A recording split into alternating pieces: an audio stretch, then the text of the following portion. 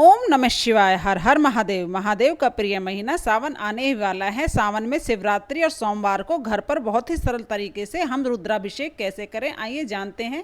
बहुत से लोग व्यवस्था होने के कारण या मंदिर दूर होने के कारण मंदिर में नहीं जा पाते हैं। वो घर पर बहुत ही सरल विधि से पूजा कैसे करें, इसकी बहुत ही सरल विधि मैं आपको बता रही हूँ। सबसे पहले आप शिवलिंग ले लीजिए। आप चाहें तो मिट्टी का शिवलिंग ले सकते हैं, पार्थिव शिवलिंग, या जो भी आपके घर में शिवलिंग है उस पर भी आप पूजन कर सकते हैं। सफ़ेद वस्त्र ले लें और उस पर चौकी पर बिछा लें। उसके बाद हम एक दीपक जला लेंगे और हाथ में पुष्प, अक्षत, बेलपत्र और कुछ सिक्के लेकर हम संकल्प लेंगे।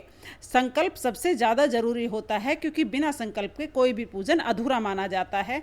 तो ये सारी सामग्री हम हाथ में लेकर महादेव से प्रार्थना करेंगे कि हे महादेव, आज मैं आपका पूजन अर्चन कर रही हूँ। मेरी आप इस पूजा में मेरी सहायता करें और मेरे इस पूजन को सफल बनाएं। इस प्रकार आप वो सारी चीज़ें महादेव के चरणों में छोड़ देंगे। इस प्रकार संकल्प लेकर हम पूजन शुरू करेंगे। तो सबसे पहले देसी घी का दीपक हमने प्रज्वलित कर लिया है और शिवलिंग को हमने चौकी पर विराजमान कर लिया है। आपके पास अगर कोई फोटो या मूर्ति हो भगवान शिव शंकर या शिव परिवार की, तो वो भी आप रख लें। साथ ही हम गंगा जल और शुद्ध जल से अभिषेक कर लेंगे। उसके बाद हम कच्चे दूध से अभिषेक करेंगे। आप चाहे तो पंचामृत से भी अभिषेक कर सकते हैं। पंचामृत में दूध, दही, घी, शहद, शक्कर, पांचों चीज़ें मिलाकर हम उससे अभिषेक कर लेंगे। इसके बाद हम दोबारा जल से अभिषेक करेंगे। इस प्रकार हम सबसे पहले गंगा जल और जल मिश्रित से अभिषेक करेंगे, उसके बाद कच्चे दूध या पंचामृत से अभिषेक करेंगे और फिर हम जल से अभिषेक करेंगे। इस तरह हम 3 बार अभिषेक कर लेंगे। अभिषेक करने के बाद हम सबसे पहले तिलक करेंगे। तो भगवान शिव शंकर को आप चंदन से तिलक कर सकते हैं, सफ़ेद चंदन या पीला चंदन, जो भी आपको मिल जाए आप उससे तिलक करें। भगवान की पूजा में सरलता सबसे ज़्यादा जरूरी है। सरलता और श्रद्धा और विश्वास से जो पूजा होती है वह संपूर्ण होती है और भगवान भोलेनाथ उससे बहुत ही जल्द प्रसन्न होते हैं। सभी देवी देवताओं को तिलक करने के बाद हम अक्षत यानी चावल समर्पित करेंगे। ध्यान रहे चावल टूटा फूटा नहीं होना चाहिए। पूजा करते समय हम ओम नमः शिवाय या शिव मंत्र जो भी आपको आता हो उसका मन ही मन उच्चारण करते रहेंगे। उसके बाद हम वस्त्र रूपी कलावा समर्पित कर देंगे। अगर आपके पास जनेऊ है तो जनेऊ समर्पित कर दें, और जनेऊ नहीं है तो आप वस्त्र के रूप में कलावा समर्पित करें। उसके बाद माता पार्वती को यदि संभव हो सके तो आप चुनरी समर्पित करें। इसके बाद हम भगवान गणेश को दुर्वा समर्पित करेंगे और भगवान शिव शंकर को हम बेलपत्र समर्पित कर देंगे। सावन के महीने में भगवान शिव शंकर को बेलपत्र बहुत अधिक प्रिय होता है। तो आप जितनी 1, 2, 5, 7, 11 जितनी हो सके संख्या में बेलपत्र समर्पित करें। बेलपत्र की चिकनी साइड को हमेशा चंदन लगाकर आप भगवान शिव शंकर को समर्पित करें।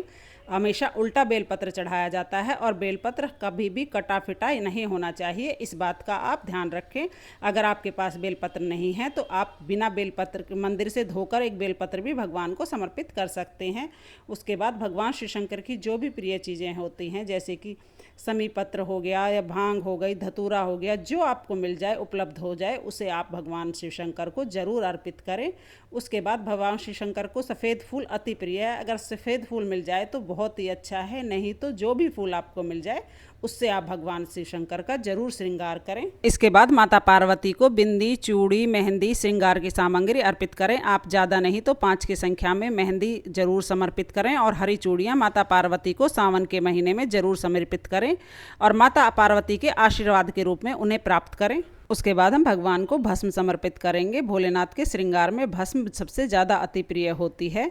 उसके बाद हम दक्षिणा समर्पित करेंगे, क्योंकि दक्षिणा पूजा में रही कमियों को पूरा करती है। फिर हम भगवान को भोग लगाएंगे। भोग लगाने के बाद हम भगवान को 1 लोटा जल समर्पित करेंगे और धूप दीप दिखाएंगे।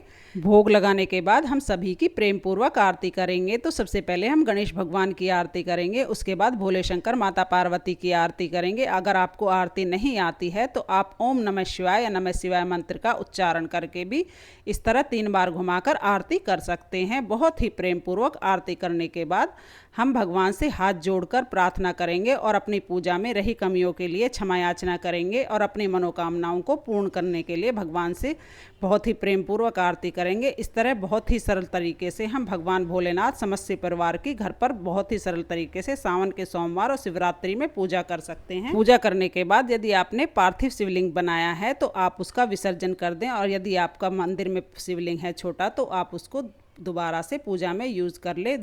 जब दीपक शांत हो जाए तो जो फल फूल हमने चढ़ाए हैं उनको हम विसर्जन कर देंगे।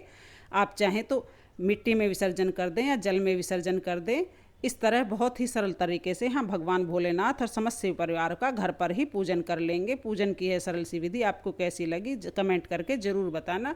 वीडियो अगर आपको पसंद आई हो, वीडियो आपके लिए थोड़ी भी यूज़फुल हो तो प्लीज़ वीडियो को लाइक कर देना और मेरे चैनल को सब्सक्राइब कर लेना। मिलते हैं अगली वीडियो में, तब तक के लिए ओम नमः शिवाय। हर हर महादेव। माता पार्वती की जय।